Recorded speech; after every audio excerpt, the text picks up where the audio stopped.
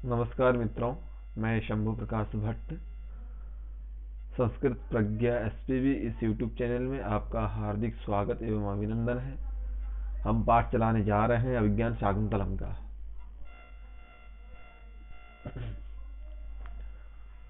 परसों यहाँ तक हो गया था। तदाशु कृत संधानम प्रतिसंहर सहायकम आर्तत्राणाय वह शस्त्रम न प्रहर्तुमनागसी। तत् माने अनौचित्या, तस्मात् कारणात, अनौचित्य होने के कारण, आशु माने जल्दी ही, कृतसंधानम जो चढ़ाया हुआ जो बाण है, सहायकम माने बाण है, उसको प्रतिसंवर शीघ्र ही उतार लीजिए, नीचे उतारिए। क्योंकि आर्तत्राण, आर्त की त्राण के लिए, रक्षा के लिए, पालन के लिए, वह माने युष्माकम तुम्हारा ये शस्त्र है। न प्रहर्तुम अनागसी, अनागसी माने निरपराध है, निरपराध को मारने के लिए आपका शस्त्र नहीं है, ये कहा गया था। अब बैखानस ऋषि ने, बैखानस तपस्वी ने ये कहा था राजा को। आगे राजा सब प्रणामम, राजा प्रणाम के सहित, प्रणाम करके, ऐसा प्रतिसंभृत एवं, राजा कहता है उतार लिया, राजा आज्ञा का पालन करता है। ऐसा प्रतिसंभृत एवं, मैंने उतार ही लिया, इति यथोक्तम करोति, माने अभी उतारने का अभिनय करता है, उतार लेता है। तो बैखानस सहर्षम, हर्ष के सहित, बैखानस जो तपस्वी है, जो ऋषि है, वो कहते हैं सदृशम एव एतत् पुरुष वंश प्रदीप से भवतः, आप पुरुवंश के प्रदीप हैं। हम गद्य पर ज्यादा ध्यान न दे करके हम पद्य पर ध्यान देंगे, क्योंकि सूक्तियां ज्यादा पूछी जाती हैं, इसीलिए।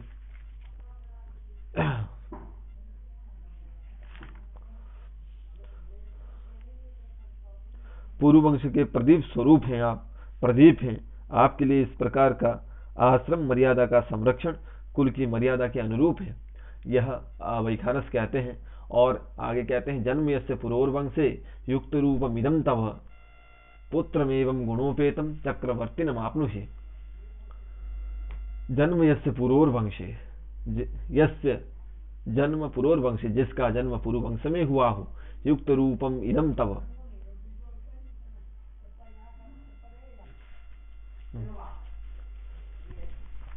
जन्म यस्य पुरोर्वंशे युक्त रूपम इदम तव पुत्रमेवं गुणोपेतम चक्रवर्तिनम आपनुहि।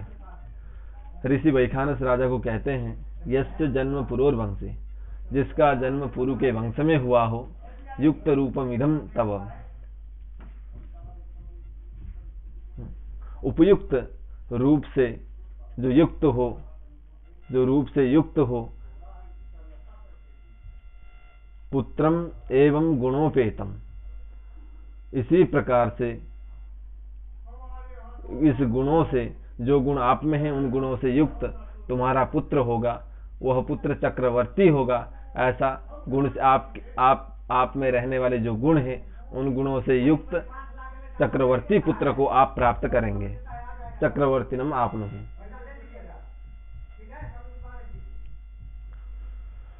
इतरोपि हस्तम उद्यम्य सर्वथा चक्रवर्तिनम पुत्रम आपनुहि। और जो बैखानस के साथ जो दूसरा तपस्वी था, वह भी हाथ को उठा करके कहता है सर्वथा चक्रवर्तिनम पुत्रम आपनुहि, आप हमेशा चक्रवर्ती पुत्र को ही प्राप्त करेंगे। वह तपस्वी भी आशीर्वाद देता है। राजा प्रणाम करता है, प्रणाम के सहित कहता है प्रतिगृहीतम ब्राह्मण वचः, ब्राह्मण वचन को मैंने स्वीकार किया। प्रतिगृहीतम माने स्वीकृतम, मया स्वीकृतम ब्राह्मण वचः, ब्राह्मणों के वचन को। बैखानस फिर से कहता है राजन समित आहरणाय प्रस्थिता वयम एष चास्मद् गुरोः, अस्मद् गुरोः कण्वस्य कुलपतेः साधिदैवत एव शकुन्तलया अनुमालिनी तीरम आश्रमो दृश्यते।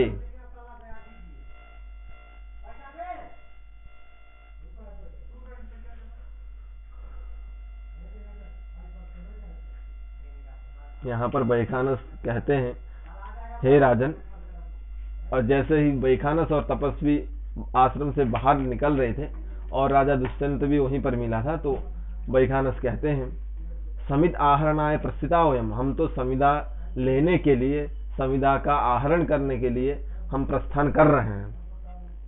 ऐसा अस्मद् गुरोः कर्णस्य, यह हमारे गुरुजी कर्णों का आश्रम है। ऐसा च अस्मद् गुरोः।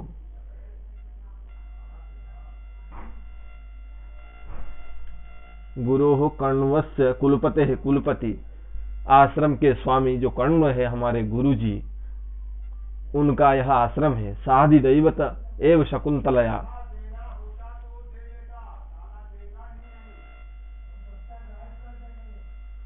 शकुंतला के सहित, अपने इष्ट देवता के सहित इस आश्रम में निवास करते हैं। और वह आश्रम अनुमालिनी तीरम, अनुमालिनी माने मालिनी नदी के तीर में है, किनारे है यह आश्रम, वहां दिखाई देता है यहाँ से। नचेत अन्य कार्यातिपातः तदत्र प्रविश्य। हे राजन, इस आश्रम में आने से तुम्हारा कोई कार्य में विघ्न ना हो तो तदत्र माने इस आश्रम में प्रविश्य, इस आश्रम में प्रवेश करके, अतिपातः माने विघ्न, यह इस आश्रम में आने के कारण किसी अन्य कार्य में, आपके किसी अन्य कार्य में, अतिपातः माने विघ्न ना हो तो तदत्र इस आश्रम में प्रवेश करके प्रतिगृह्यताम अतिथि सत्कारम, अतिथि सत्कार को आप स्वीकार करिए। प्रतिगृह्यताम स्वीक्रियताम। अपिच फिर से वैखानस कहते हैं, धर्म्यास्तपोधनानां प्रतिहत विघ्नाः क्रियाः समवलोक्य ज्ञास्यसि कियद् भुजो में रक्षति मौर्वी क्रीणांके इति। तपोधनानां, तपः एव धनम येषां ते तपोधनाः, माने तप ही जिनका धन है। तपोधनाः माने तपस्विनानां,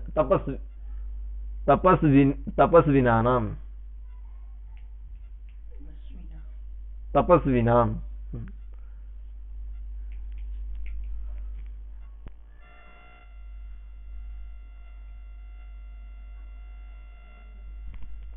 माने तप ही धन है जिसका, ऐसे तपस्वियों का।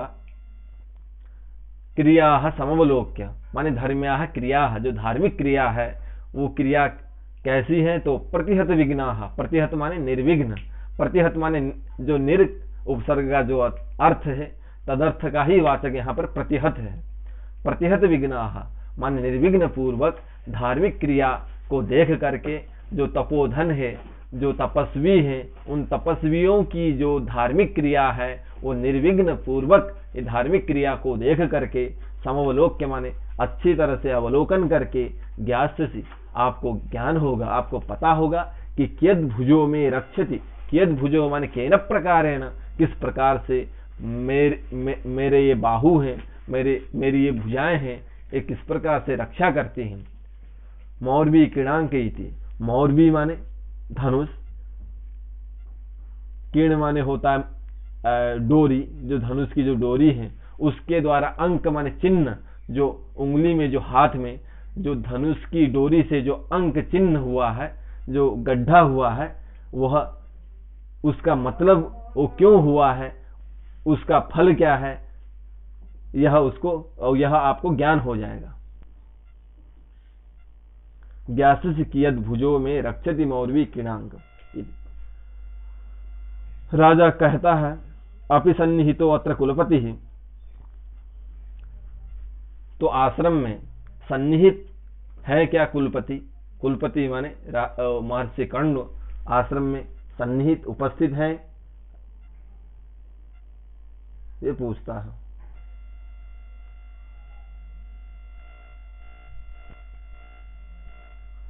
आगे वैखानस कहता है, इदानीमेव दुहितरम शकुंतलाम अतिथि सत्काराय आदिश्य दैवम अस्याः प्रतिकूलम समयितुम सोमतीर्थम गतः।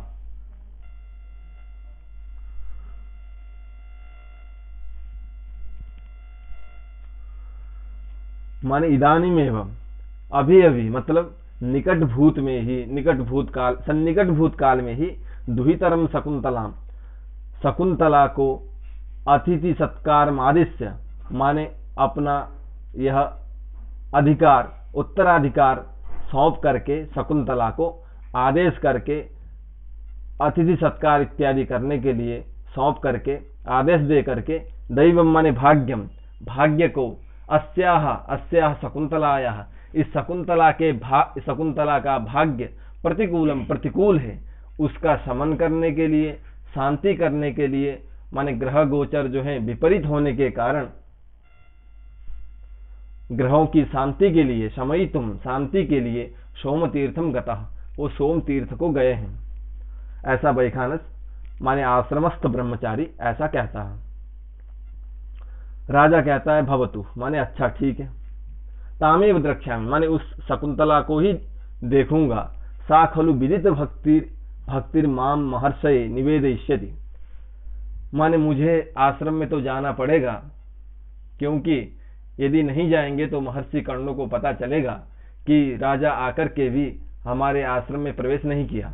इसीलिए साखलु विदित भक्तिर मां, माने वह जो शकुंतला है वो निश्चय ही विदित भक्ति है, विदिता भक्ति ही, यया सा विदित भक्ति ही, माने वह मेरी भक्ति को, मेरी आस्था को, आश्रम के प्रति, महर्षि कर्णों के प्रति मेरी जो आस्था है वह जान जाएगी और महर्षि के सामने वह निवेद स्थिति माने महर्षि को बताएगी। इसीलिए मुझे जाना चाहिए, ऐसा राजा कहता है। तो वैखानसः साधयामः तावत्, तो हम आगे चलते हैं, ये वैखानस कहता है और सशिष्य अपने शिष्य के सहित वो रंगमंच से निष्क्रांत निकल जाता है।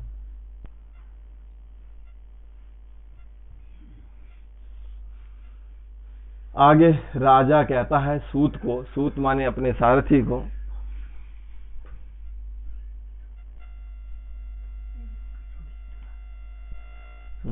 नोदय अश्वान, नोदय, नोदय मतलब यहाँ अनुद अव्यक्ते शब्दे, यहाँ अनुद धातु से, अनुद अव्यक्ते अव्यक्ते शब्दे धातु से लोट लकार मध्यम पुरुष एक वचन का है नोदय। नोदय माने हाको, अश्वान माने अश्व को, हाको माने रथ को आगे बढ़ाओ।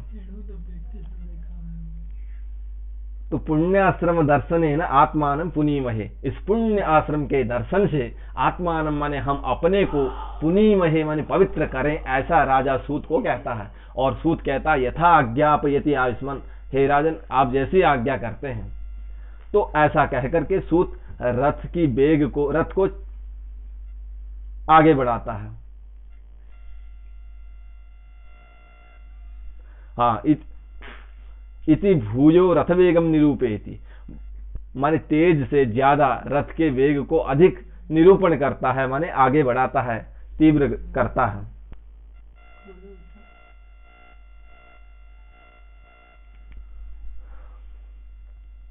राजा तब वैखानस अपने सशिष्य के सहित समिधा आधान के लिए, समिधा आहरण के लिए, समिधा लेने के लिए वह अपने रास्ते निकल गया और राजा को कहा कि यहाँ से ये मालिनी नदी के किनारे हमारे गुरुजी का आश्रम है, आप वहाँ चले जाइए। यह हम पिछले वीडियो में भी बताए थे। तो सशिष्य के सहित वैखानस चला जाता है और यहाँ राजा आश्रम की ओर आगे बढ़ता है। तो अब उसने बाण को तो रख लिया और धनुष को रख लिया, अपने बाणों को तर्कस में रख लिया और वह जंगल के रास्ते से आश्रम की ओर आगे बढ़ रहा है। वहां समन्तात अवलोक्य, माने समन्तात माने चारों तरफ, अवलोक्य माने देख करके सूत से कहता है, सूत अकथितोपि ज्ञायते एवायम आभोगः तपोवनस्य। आगे कुछ आगे बढ़कर के राजा सूत से कहता है अकथितोपि, माने किसी के बिना कहे भी, ज्ञायते, यद्यपि ब्रह्मचारी ने और आश्रमस्थ तपस्वी ने, वैखानस ने कहा था कि यहाँ से कुछ आगे मालिनी नदी के किनारे हमारे गुरुजी का आश्रम है, फिर भी कुछ आगे जब बढ़ा तो वहां तो कोई किसी ने नहीं कहा कि ये आश्रम आने वाला है, यहाँ से पास में ही आश्रम है, ऐसा किसी ने नहीं कहा।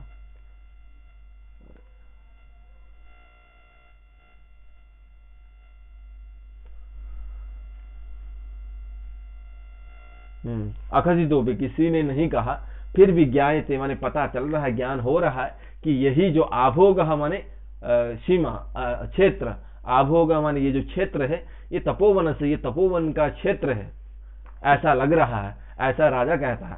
सूत कहता है कथम इव, यह कैसे मालूम चल रहा है महाराज, ये कहा सूत ने,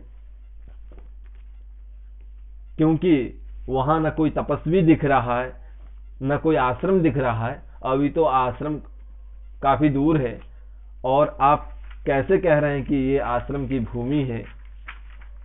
ऐसा आप कैसे कैसे कह रहे हैं? तो ऐसा सूत कहता है। तो राजा आगे कहता है, किम न पश्यति भवान, आपको नहीं दिखाई दे रहा है, आप नहीं देख पा रहे हैं, ऐसा कहता है। और आगे आश्रम का वर्णन राजा दुष्यंत करता है।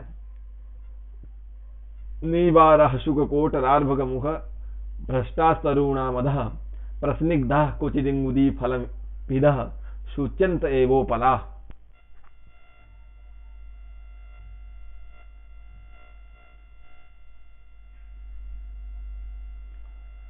आज इतना ही पढ़ते हैं, यह श्लोक हम कल पूरा करेंगे। इतना कहते हुए मैं अपनी वाणी को विश्राम देता हूं।